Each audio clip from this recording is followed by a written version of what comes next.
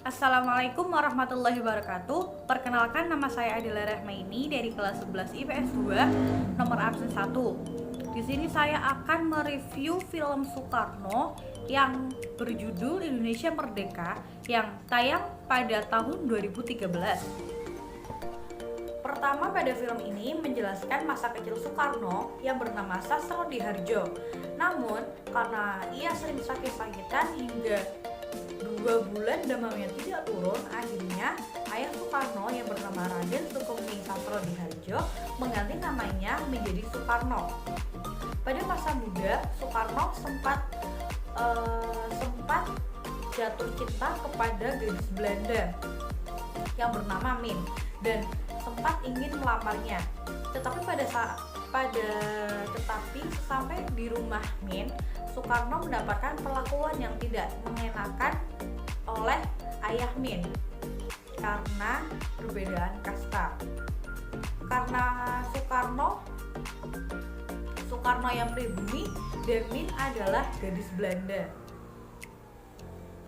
Setelah Soekarno beranjak dewasa, Soekarno mulai belajar berpidato dan mulai berani mengkritik sistem kolonialisme seperti yang dilakukan Cokro Aminoto.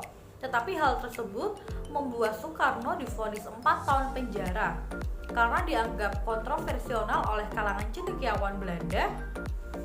Lalu setelah 2 tahun kemudian, Soekarno dibebaskan dan kembali berpolitik. Pada tahun 1934, Soekarno beserta keluarganya ditangkap dan dibuang ke ND. 4 tahun di ND, Soekarno lalu dibawa ke Bengkulu karena penyakit malaria. Di Bengkulu, Soekarno berprofesi sebagai guru dan bertemu Fatmawati yang merupakan teman anaknya. Tampaknya Soekarno dan Fatmawati saling menyukai. Dilihat dari bagaimana cara Soekarno memperlakukan Fatmawati. Mendengar Fatmawati dilamar, maka Soekarno meminta izin kepada Inggit untuk menikahi Fatmawati. Hal tersebut membuat Inggit marah besar. Pada tahun 1940, Jepang menandatangani kesepakatan 3 negara poros bersama Jerman dan Italia, dan secara resmi Jepang masuk ke dalam kubu fasis yang berseberangan dengan Amerika, Australia, Inggris, dan juga Belanda.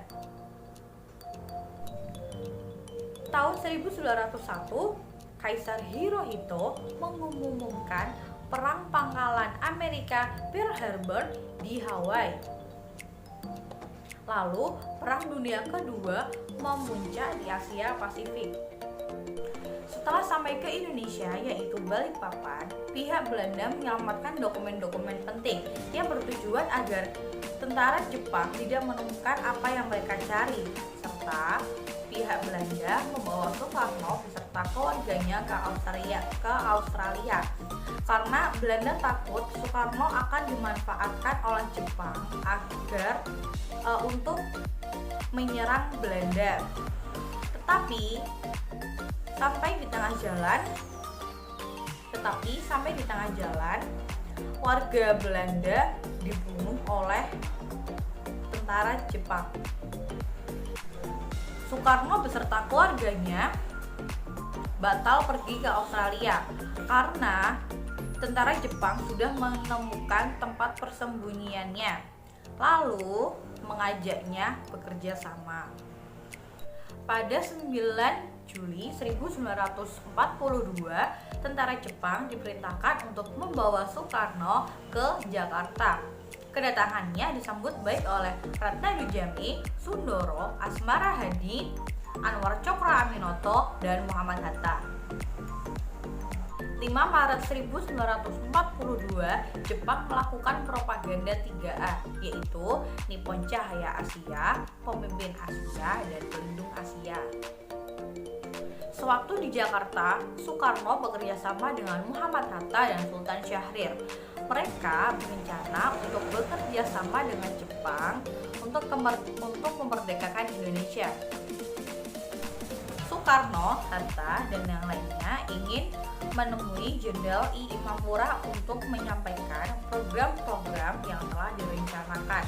Namun, setelah sampai di sana, beliau tidak bisa menemui mereka, hingga akhirnya digantikan oleh Jenderal Harada. Beliau mengatakan bahwa propaganda 3A tidak berjalan dengan baik, lalu meminta untuk mendirikan Putra. Memasuki bagian selanjutnya, Inggit dan Soekarno resmi bercerai. Lalu Inggit pulang ke Bandung bersama 2 anak perempuannya. Lalu Soekarno mengirim surat ke Bengkulu untuk menikahi Fatmawati. Setelah itu Fatmawati dan Soekarno menikah. Lalu, tidak lama kemudian Fatmawati hamil. Dalam kondisinya tersebut, Fatmawati menjahit bendera merah putih. Teman Soekarno yang dari Bandung mengusulkan agar dibentuk peta yang terdiri dari golongan pemuda. Lalu Soekarno menyetujuinya dan langsung menyiarkan melalui pengeras suara yang bertujuan agar golongan pemuda langsung ikut tertarik dan bergabung. Namun, Jepang mengadakan sistem kerja paksa yang mengakibatkan banyak kematian.